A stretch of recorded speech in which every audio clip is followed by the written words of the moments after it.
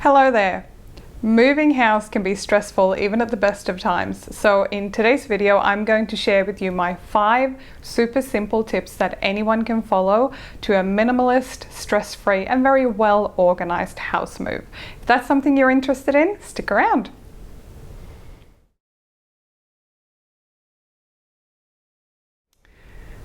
Hello YouTube friends and welcome back to Simple Essentials. My name is Emmy and in this channel we talk all about minimalism, organization, both in our life, in our finances, in our health, in our sustainability and a range of other things. So if you're new here and you haven't already hit that subscribe button, feel free to do so to find out more about future videos and content around these topics. But without further ado, today we're talking about house moves, and for most people moving house is a pretty stressful experience. It can be really exciting that it's the start of something new and things like that, but for a lot of us it's actually stressful as well. And in my many house moves in my life, I've moved house probably 20 to 30 times, maybe more, and 4 or 5 of those moves were actually international moves to a new country. So it's kind of lucky that I'm a bit of a minimalist, but at the same time there are a couple of things that can help pretty much anyone, minimalist or not, to have a move that actually works in your favor. So today I'm going to share my 5 favorite tips and please follow along.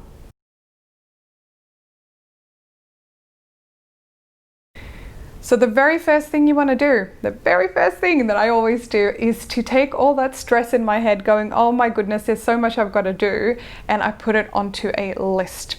Now, if you're a paper list person, you might have a planner or a document or a binder that you use. Feel free to write your list down there, obviously. I'm just going to show you quickly a list that I really enjoy using for a range of reasons. So I'll just hop over and show you that right now. So I thought I'd quickly show you the system that I use to create lists, whether it's for a moving project or something else that you're doing in your home, your house, or your life. And I quite often use this system called Trello.com, and it's completely free. I'm not sponsored in any way, and it's a really easy one to set up if you're looking to share a list with other people especially. So what you're able to do, you can set up from scratch these different cards here. So I normally have a to-do list. If it's for a moving house, I'll normally have a declutter list, so areas or rooms that I want to declutter, things that I'm doing and things that are already done. So for example, changing address, depending what country you live in, you normally need to change address in a few places. So you can create really simple checklists. So you can just tick these off as you've done them and sort of tick them off like that. The other thing you can do is to allocate tasks to different people. So for example, with this one here, to book the moving truck, maybe I want to allocate that one to myself. And now I can see that that's been allocated to me. You can invite other people to the list and allocate the different tasks to them as well, which is really, really handy. So you'll end up with a list that's sort of divided kind of half and half. And again, with the cleaning of the old place, you might want to add something like these tick boxes here that I did for the address change. You can quite easily add a checklist here, and we can call it cleaning. And I can add maybe kitchen, shower, etc., etc., and close that card. And then you'll find that I can then go in and tick things off there as well. The other thing I really, really like is that when you are in the process of doing something, you can move it and just drag it across to the doing column. And obviously when it's done, you move it across to done. So this is just a super easy way to manage the things that you've got to do for your house move, and it might look a bit overkill to some people, but I really like just having it all in the one place. The final really cool thing that this allows you to do as well is to set up a due date. So whether it's you or somebody else who's doing the task, you can actually set up that, yep, that's going to get done by 9 a.m. on Friday. So I can save that in and you can actually see that it's now got a due date on it. If you invite other people to be part of your board, you just need to put in their email address and they'll get a notification to their inbox. And if a task has been allocated to them or a task that they are doing is due, it'll just ping them a message, which is super easy. So if you're moving for a house with a friend or a partner or family members, this can be a really good way of just agreeing up front on who's going to do what and just really making sure that it's fairly divided for everyone. So that's a system that I use. I'd love to hear in the comments if you use another system that you found especially useful.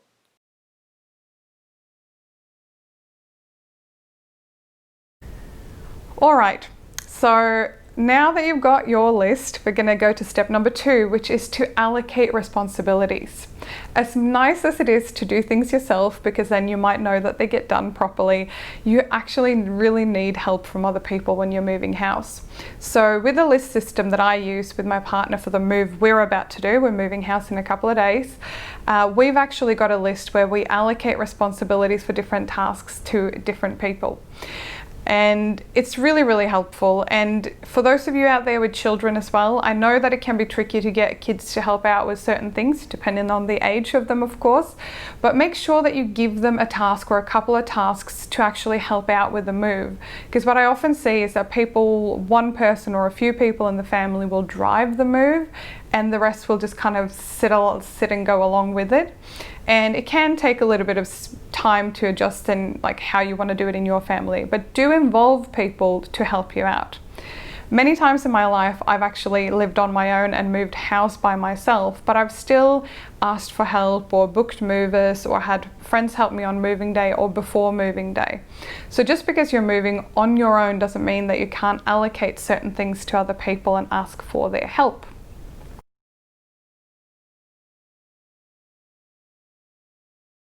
Okay, so now we are going to dive into step number 3, which is decluttering. Decluttering, I've got a video about it already, so I'm going to link it up here somewhere for you to have a look, but I tend to declutter by room or by zone. And the principle is very simple. Why would you take stuff along to your new house that you might not have used for a really long time? You know, it might just be like boxes out in your garage or something like that. So make sure that you start decluttering and do it fairly early. If you've got a bit of a heads up or a couple of months or a couple of weeks where you know that you're moving in the not too distant future, start by decluttering.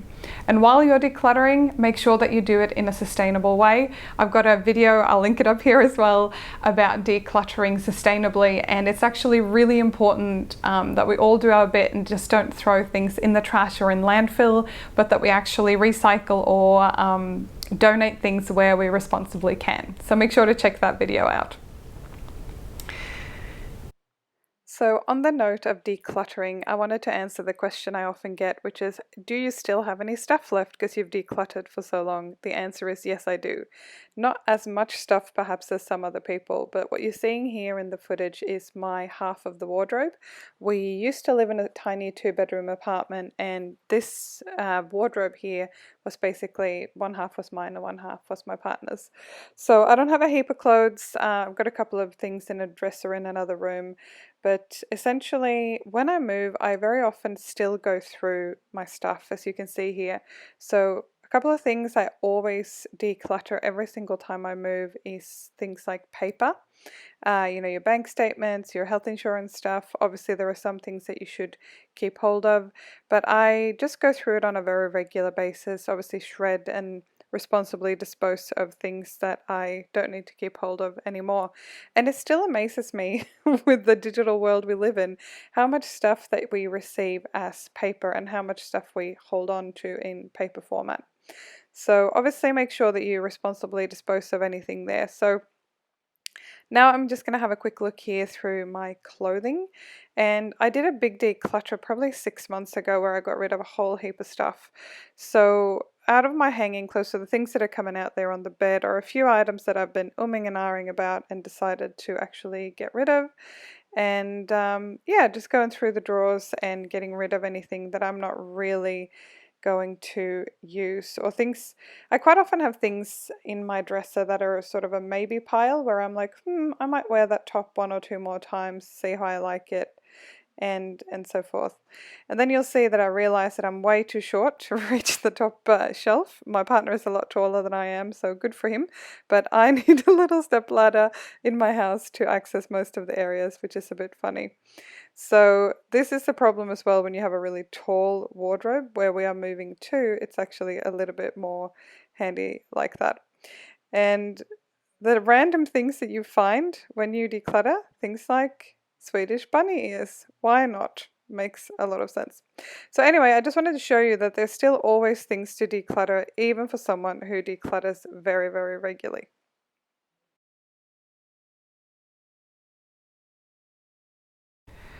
All right, so moving right along to step number 4, which is an extension of the decluttering really.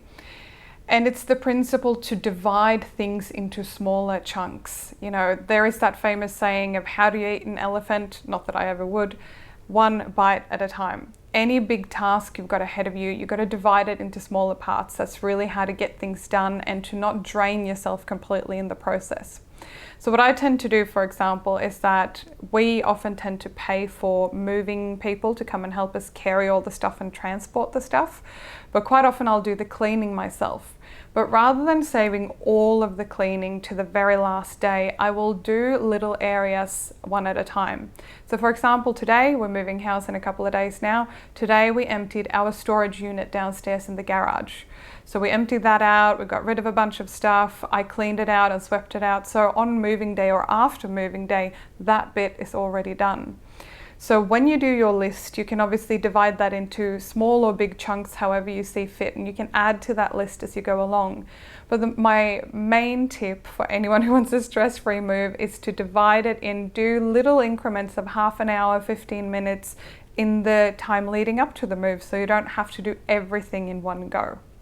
This is especially useful as well if you want to clean and declutter kind of at the same time, and or if it's a great opportunity to bring some of those family members along to help you out with different areas.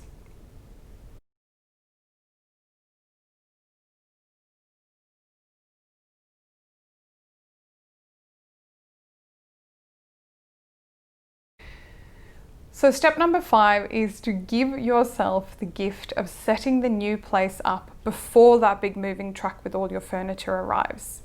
And I know that you don't always have that luxury. I've certainly had times in the past where I've moved and, you know, I get the keys in the morning and an hour or two later the moving truck will arrive with all my stuff. So it's not always possible. This time we're moving house in a few days' time and we actually got the keys yesterday.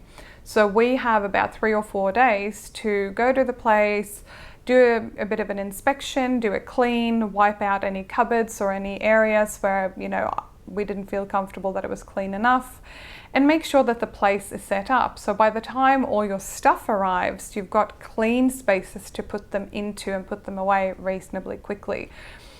I know it's hard because it's not always possible, but I find for me personally, this step is a huge benefit because it means that when I get there, when all my stuff is there and I unpack it into the right area, it's such a beautiful feeling to know that you don't have to start by cleaning the place. So those are the 5 simple tips to moving house. And will it still be stressful at times? Yes, it will be. Will you get some things wrong, or will, you know, something go wrong along the way? It probably will.